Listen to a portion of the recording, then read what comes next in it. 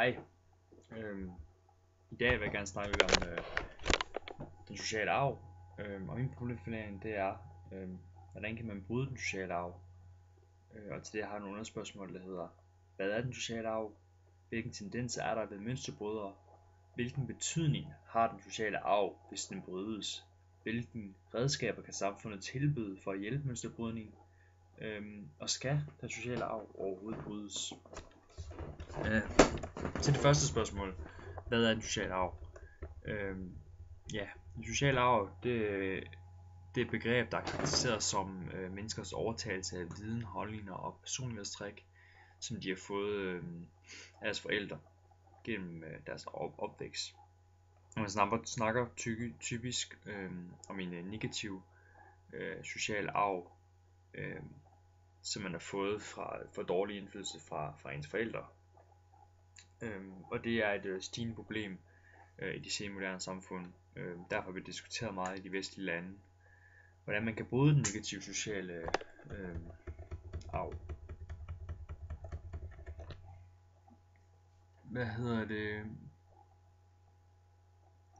Til andet spørgsmål, hvilken tendens er der ved mønsterbrydere? En mønsterbryder, det er en person, som bryder den sociale arv. Jeg har læst en artikel i ugebladet A4, og i den så bliver der oplyst, at faktisk at høj kulturaktivitet i familie, det har en stor indflydelse på, om unge de bliver mønsterbrydere. Og når vi snakker om høj kulturaktivitet, så menes det, at forældre de bruger tid med deres børn og diskuterer samfundsrelevante ting, når de spiser, og at de bruger meget tid på at besøge kulturelle steder, så de får noget kulturelle steder sammen med deres børn. Det har også en meget stor betydning, hvordan de børn klarer sig med uddannelsen, hvis familierne de støtter deres børn med deres uddannelsesvalg, og de bruger meget tid på at hjælpe med deres lektier, hvis det er nødvendigt. En undersøgelse af anvendt kommunal forskning viser de nogle tal, som er, at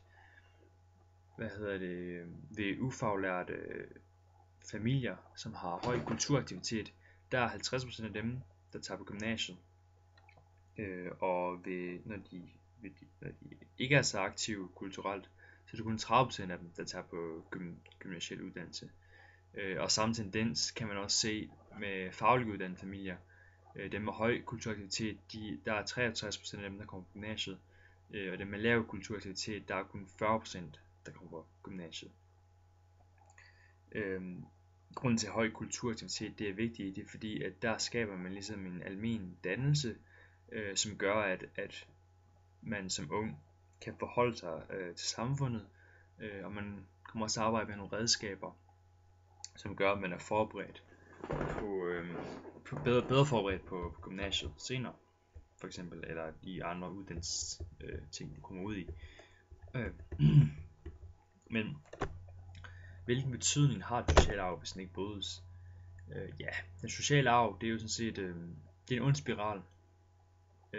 Men på den måde, at når ens forældre har en dårlig uddannelse, så er der en større tendens for, at deres børn også får en dårlig uddannelse. Og i hvert tilfælde kunne det være, at man måske arvede i en familie med druk, vold og narko, også førte det videre til den næste generations familie. Men der er helt klart en stor klar sammenhæng mellem forældres jobsituation og deres børns jobsituation. Vi har fået et bilag 5, som viser lidt om det. Nu er der ikke så meget at se, fordi videoen ikke er så klar, men bilaget viser, at folk med en stærk hjemmebaggrund, de tager typisk de lange uddannelser, og folk med en svag hjemmebaggrund, de tager korte uddannelser. Og på samme måde at dem med stærk hjemmebaggrund, der er der mange, som på kontanthjælp, og dem med dem med stærk hjemmebaggrund, der er ikke særlig mange på kontanthjælp. og dem med en svag hjemmebaggrund, der er rigtig mange, som er på kontanthjælp. Og her kan man også se en model, som viser, at at folk i en bestemt social klasse, som børn, der vil de typisk, når de selv kommer ud og får arbejde, så vil de typisk have den samme sociale klasse som deres forældre. Eller det er i hvert fald de fleste, det er det, der typisk sker. Det er den største tendens. Ja.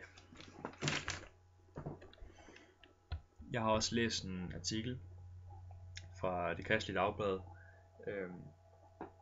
og der snakkede det lidt om, at forældres helbred, skilsmisse, arbejdsløshed og sygdom, det påvirker, hvordan de unge de klarer sig i uddannelsen. Fordi at hvis de ikke kan håndtere deres private liv, så er det klart, at de heller ikke har overskud til at klare uddannelse.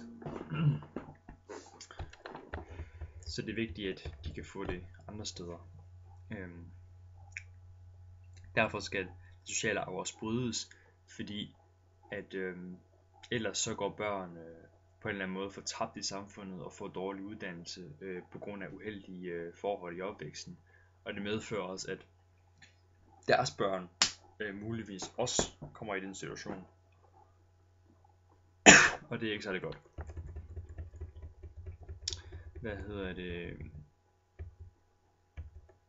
Men hvilke redskaber kan samfundet tilbyde for at hjælpe mønsterbrydning?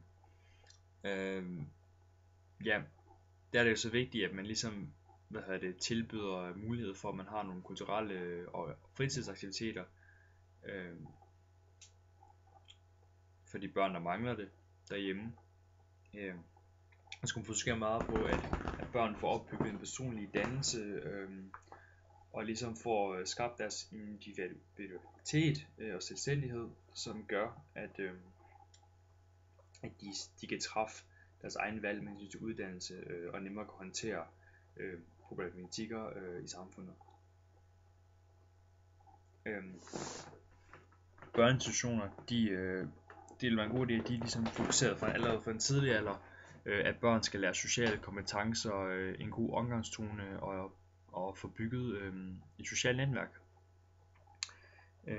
Man kan også lave et meritoverførselssystem, som er, at unge, kan, når de er på en bestemt uddannelse, hvis de fortryder, skal de tage ud på en anden uddannelse, og så bruge dem, deres tidligere uddannelse i deres bagage, og så ikke starte helt forfra, og så bruge den til at komme videre på en anden uddannelse.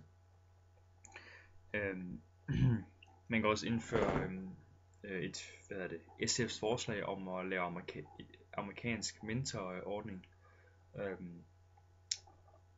så ældre elever eller lærere ligesom kan bruge noget privat tid med nogle af børnene, og sørge for, at de ligesom får hjælp. Og specialundervisning, det er også en rigtig god måde. Og så er det vigtigt, at når man tilbyder nogle kulturelle og fritidsaktiviteter, man inddrager familierne i de tilbud og sørger for, at man kommer for forældrene til at forstå, hvorfor de skal bakke deres børn op omkring det her. Så er spørgsmålet så, om det sociale arv overhovedet skal brydes. Fordi at den sociale arv, det gør jo, at børn får dårlig uddannelse, og det er ligesom deres familie. Og det gør, at der er mulighed for, at de kan kontanthjælp. Og det er dårligt for samfundet. På den anden side, så har vi også brug for mennesker til at udfylde alle samfundets arbejdsroller. Derfor, hvis der er for mange, der bryder social arv, og tager en høj uddannelse, så mangler vi lige pludselig nogen, eller så har vi lige pludselig for mange i en bestemt sektor, og det kan ligesom medføre arbejdsløshed, og på den måde mister man også penge. Der er også et andet argument, som den danske professor i udvikling og børnepsykologi, Helmut Nyborg, han snakker om. Han mener, at der eksisterer en generel intelligens, som man kalder for G-faktoren, som er 60-80% arvelig. Og han mener, at sammensætningen af dårlige arvede gener fra ens forældre, det er skyld i, at børn ikke kan klare uddannelser så godt. Så det vil sige, at det er faktisk generne, der er skyld i lav social mobilitet frem for den sociale arv. Så spørgsmålet er lidt, om det er investering værd at bruge penge på børn for dårligt uddannede forældre, som har brug for betydelig mere hjælp, frem for at styrke uddannelse for børn for uddannede forældre, som ikke har brug for så meget tid og penge.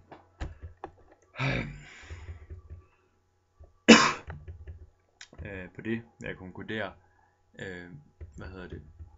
først og fremmest, hvordan man kan bruge den sociale arv, at det mest effektive måde, det er at sørge for, at man får tilbudt nogle kulturelle aktiviteter i det offentlige, og det vil gøre, at børn bliver mere selvstændige og kan bedre forbedre situationer, de vil møde senere igennem uddannelsesforløbet. Og der var jeg snakkede om nogle forskellige tilbud, man kunne tilbyde før, med meritoverførsel, mentorordning, specialundervisning og forskellige andre ting.